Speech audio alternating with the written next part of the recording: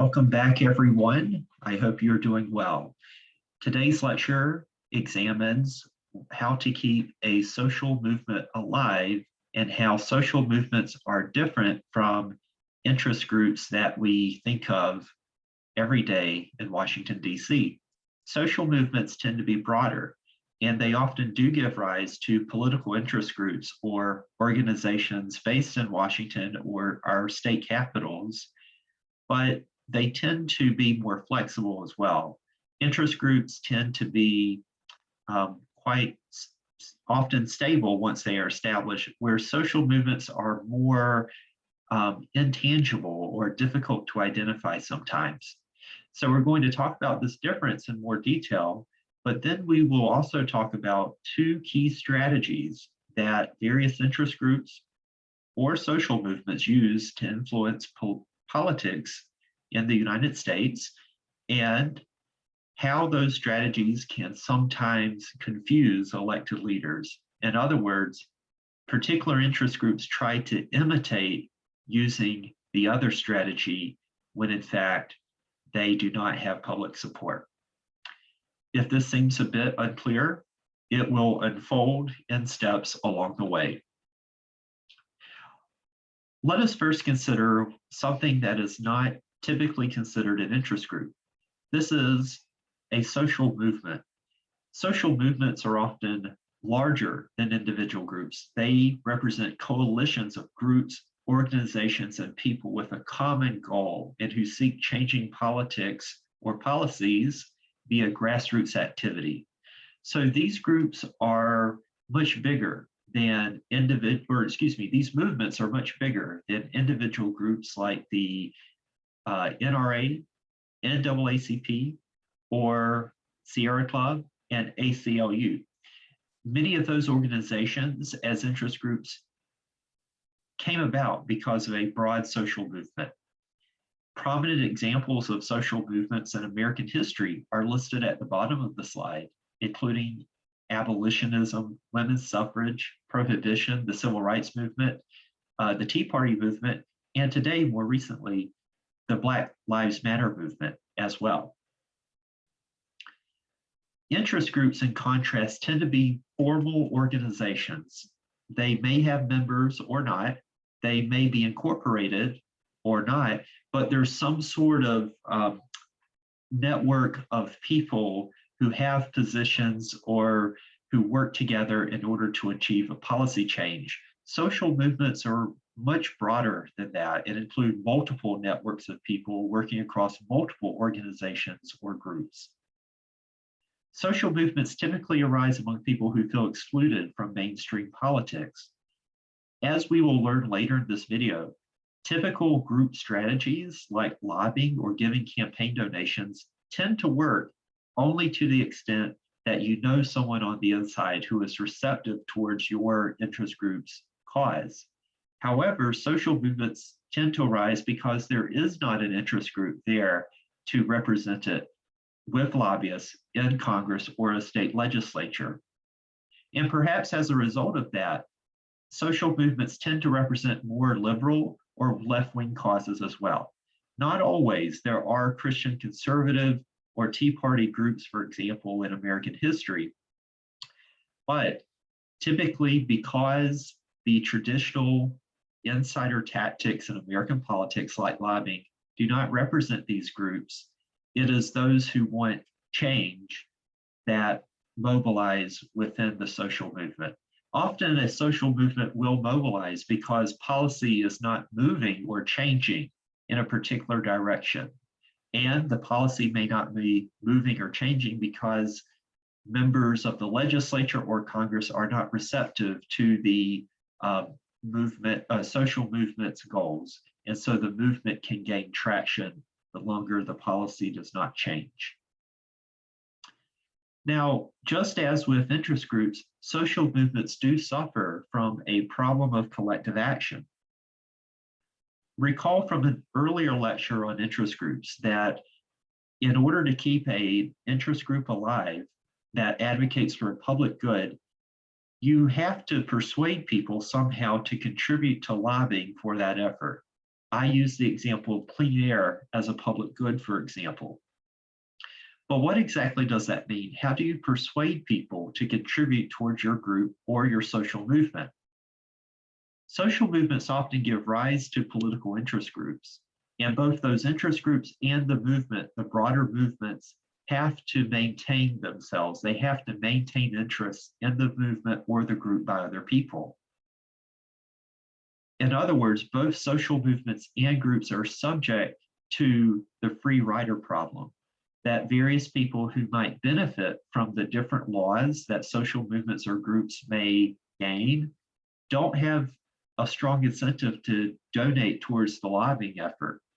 And so as a result, instead, it's often difficult to get a social movement going or an interest group going. And most interest groups instead tend to be individual businesses that want private benefits that affect primarily them. But there are ways to get social movements going. As I highlighted from an earlier slide, there are numerous social movements throughout American history: the consumer protection movement, the gay rights movement, the Tea Party movement, Black Lives Matter movement. So how did a lot of these movements keep things going? A lot of it has to do with something called selective benefits. These are benefits that are given only to people who contribute to the movement, or only to members of a movement or an interest group. And these benefits are called selective because they don't go to everyone. Instead, they selectively are given to people who contribute. So what are some different examples of these benefits? Some are material, some are informational, some are solidary, and some are purposive. A material benefit might include a magazine or a discount at the supermarket. Informational might include simply keeping the members informed about what's going on. So there's information being shared with those members. And solidary includes the benefit of getting to know other people and getting to work with them. And purposive benefits refer to the satisfaction of having an ideal cause, of serving an ideal cause. And so you have a purposive pursuit, or you have a purpose in joining that movement. In order to keep movements alive as well, often social movements and groups will emphasize the potential for policy losses. So people are more likely to give and to respond to these selective benefits, to join the group, if they are told that you might be harmed by a policy change in Washington, D.C. or state legislature. Also, groups have to remain flexible. If a group wins a policy battle, if there's a court decision, for example, that presumably would end the purpose of the group, then the group may find new battles or issues to be active on. It may also move to new battles or issues if it can't win, no matter what. So on this slide, I have a cover of a magazine from the AARP, the American Association for Retired People or Persons, which is the largest group in the United States at more than 30 million members. And this example of a magazine is considered a material benefit. And it is one way that the AARP continues to attract members, is that they publish a magazine and you receive that magazine with your subscription, which supports the AARP.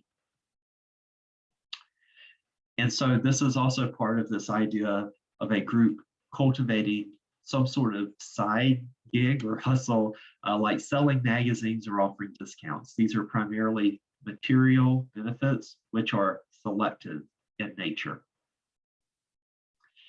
Now, different social movements and interest groups engage in different political strategies. These political strategies may be considered insider strategies versus outsider strategies. And these strategies are related to keeping the movement or group alive as well. An insider strategy targets legislators directly. This may include lobbying, testifying before congressional hearings, sending letters directly to members of Congress, or making campaign donations. These are called insider strategies because often members of the public may not even see these strategies in effect.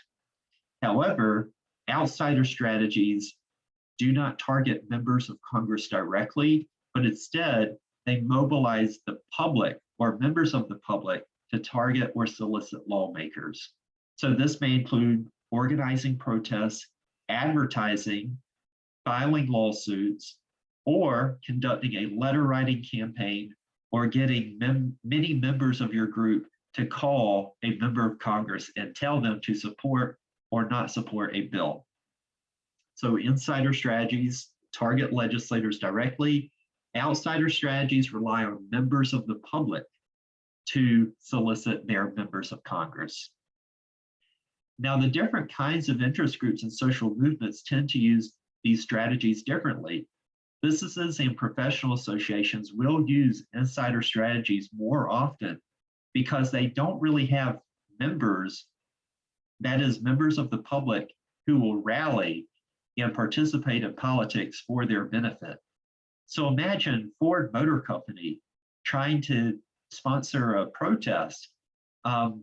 Even though there are some people who really like Ford vehicles out there, I've yet to meet a person who would show up to a protest that would benefit the Ford Motor Company or any sort of private company. And so we rarely see corporations sponsor protests. I've been unable to think of a single example simply because businesses, corporations, or professional associations don't have those member support. These are for-profit firms. They provide other valuable services, but they don't necessarily have a cause to go with them. In contrast, we do see membership groups like labor unions or the ACLU, like civil rights groups, the Sierra Club. These groups especially sponsor protests, strikes, or letter writing campaigns because they do have members who do believe in a cause. They have a purposive benefit for joining that group's cause. And as a result, they're willing to actually participate politically on behalf of this group.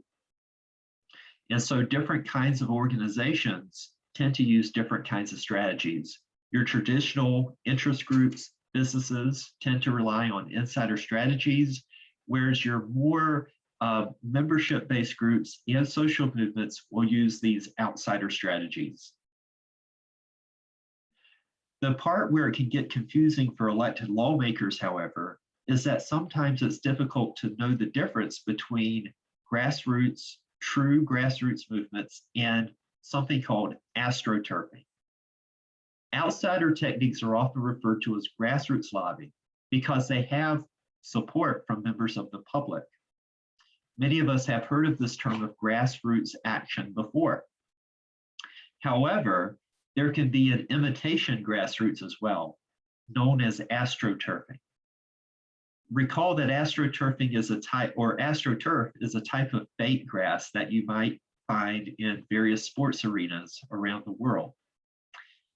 Astroturfing is a term used to apply to political activities that are meant to appear as if they have grassroots support when in fact they don't. So different interest groups or businesses may sponsor a rigged poll. There may be fake letters or form letters sent to politicians.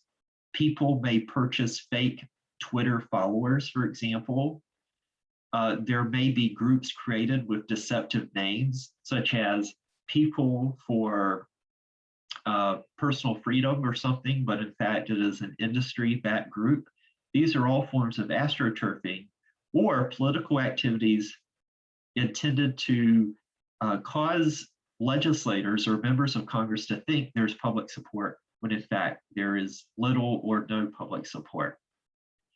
Instead, different kinds of organizations tend to use grassroots efforts, true grassroots efforts, and elected leaders have to be wise about grassroots versus astroturfing. The objective of astroturfing is to create this image or this perception of public support. Thank you, and I will see you again.